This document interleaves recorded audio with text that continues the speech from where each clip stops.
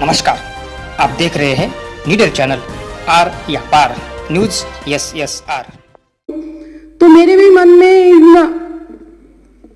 NCR, NPR और CA को लेकर बहुत सारे सवाल हैं।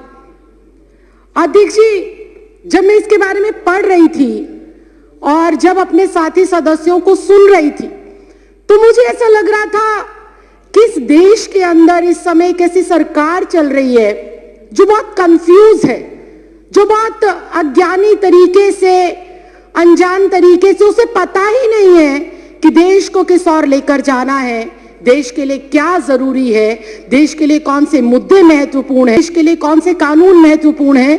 उनको इस चीज की बिल्कुल जानकारी नहीं है। बहुत ही अजीब से लोग इस देश के केंद्र की सत्ता के ऊपर बैठकर अजीबोगरीब फैसले ले रहे हैं। जो इस देश में अभी तक विदेशी कहे जा रहे हैं उनको ये नागरिकता दे रहे हैं बिना किसी कॉमा फुल स्टॉप के। और इस देश के अंदर जो सदियों से, दशकों से रह रहे हैं उनको ये कहते हैं कि अगर तुम इस देश के नागरिक हो तो तुम्हें कागजात देने पड़ेंगे, तुम्हें प्रूफ करना पड़ेगा कि तुम इस देश के नागरिक हो। यह अजीब विडंबना है। हमारे पास वोटर आईडी कार्ड है, हमारे पास आधार कार्ड है, हमारे पास पैन कार्ड है, हमारे पास पासपोर्ट है, उनको ये हमारे कागज नहीं मानते।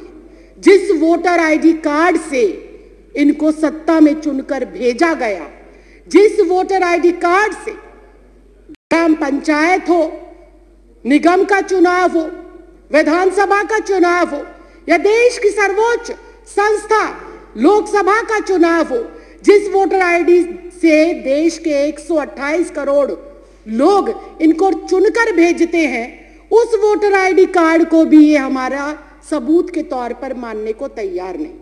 बहुत ही हास्यास्पद बात है कि जिस पहचान पत्र की बदौलत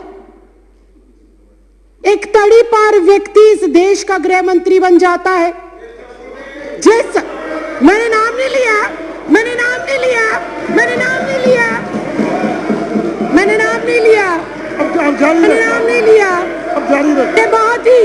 ये बहुत ही हास्यास्पद है, ये बहुत ही हास्यास्पद है।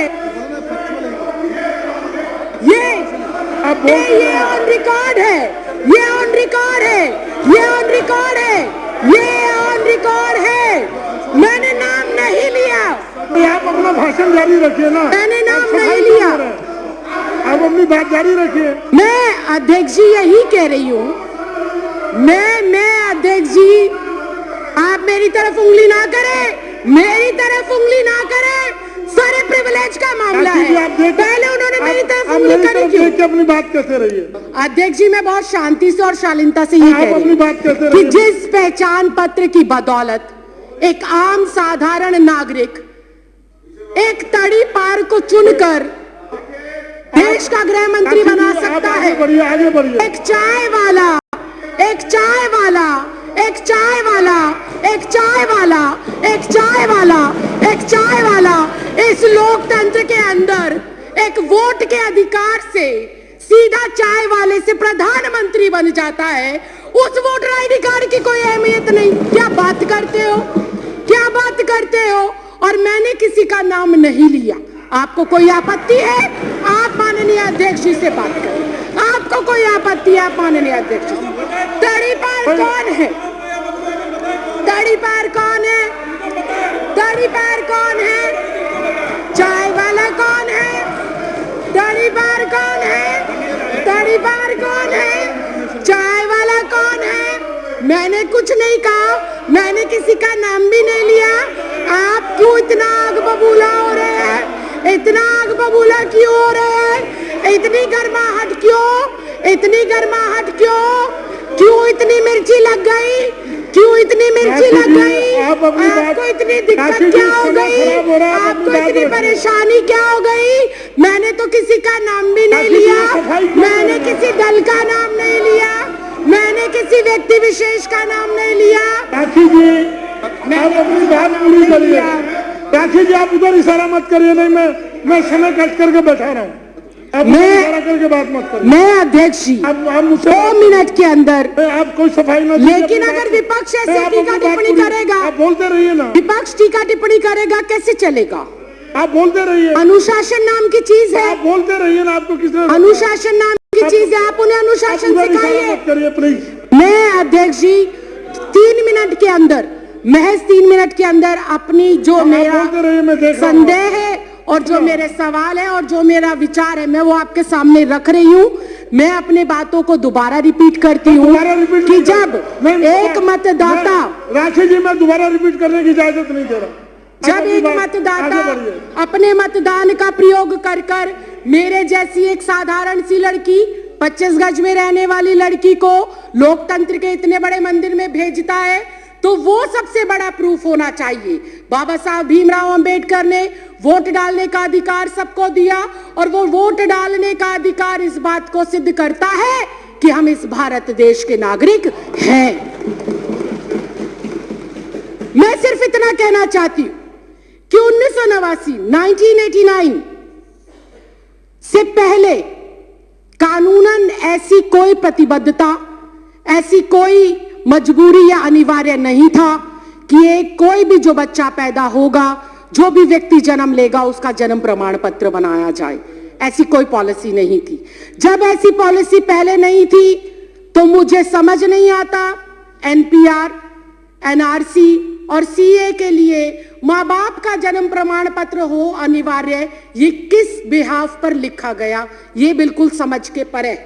और फिर एक बार फिर से विपक्ष को हो सकता है मेरी बातों से आघात पहुंचे, लेकिन ये कटु सत्य है कि अगर ये कंपलसरी है कि एनपीआर, एनआरसी और सीए के लिए अपने अपने माता पिता का जन्म प्रमाण पत्र दिखाना जरूरी है, तो क्या हमारे देश के माननीय प्रधानमंत्री अपने माता पिता का जन्म प्रमाण पत्र दिखा पाएंगे?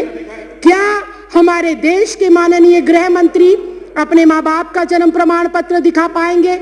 क्या हमारे इस देश के रक्षा मंत्री, हमारे जो है इस जो ये एनसीआर, एनपीआर और सीए है, इसके माध्यम से अपने माँ बाप का जन्म प्रमाण पत्र दिखा पाएंगे?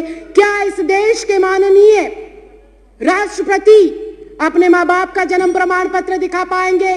क्या आरएसएस प्रमुख मोहन भागवत अपने माँ बाप का प्रमाण पत्र दिखा पाएंगे? क्या श्री एल.के. आडवाणी जी अपने माँ बाप का प्रमाण पत्र दिखा पाएंगे? या माननीय अध्यक्ष महोदय आप स्वयं अपने माँ बाप का प्रमाण पत्र दिखा पाएंगे? अगर ये संभव नहीं है, अगर ये संभव नहीं है, अगर ये संभव नहीं है, अगर ये संभव नहीं है, अगर ये संभव नहीं है, राखी जी, अगर ये संभव नहीं है, तो मैं माननीय अध्यक्ष महोदय सिर्फ इतना कहना चाहती हूं कि जब बीजेपी का शीर्ष नेतृत्व, केंद्र में बैठे मंत्रिमंडल, प्रधानमंत्री, गृह मंत्री अपने माँ बाप का बर्थ सर्टिफिकेट नहीं दिखा सकते, तो क्या उन्हें, मैं कंक्लूड ही कर रही हूं सर, क्या उन्हें डिटेंशन सेंटर भेजा जाएगा? अगर वो लोग डिटेंशन सेंटर नहीं जाएंगे तो इस देश का आम गरीब मजलूब परिवार का सदस्य क्यों डिटेंशन सेंटर जाएगा? ये सवाल आज इस लोकतंत्र के मंदिर में मैं आपके माध्यम से केंद्र सरकार से पूछना चाहती हूं।